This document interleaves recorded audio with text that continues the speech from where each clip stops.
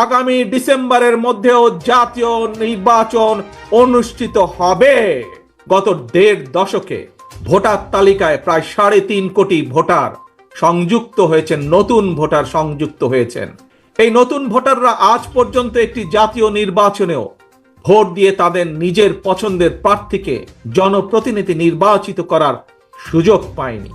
পতিত পরাজিত পলাতক স্বৈরাচারের কাছে মানুষের অধিকার প্রতিষ্ঠা কিংবা নির্বাচন কোনো গুরুত্বপূর্ণ কিছু ছিল না।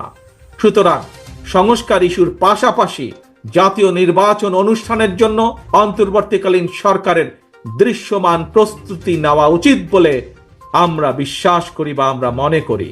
অতীতে বিভিন্ন সময় এই বাংলাদেশে তত্ত্বাবধায়ক সরকার নিরপেক্ষ নির্বাচন অনুষ্ঠিত করেছে এবং প্রত্যেকটি ক্ষেত্রে আমরা দেখেছি তত্ত্বাবধায়ক সরকার ৩ মাসের মধ্যেই সফলভাবে জাতীয় নির্বাচন অনুষ্ঠান সম্পন্ন করেছে।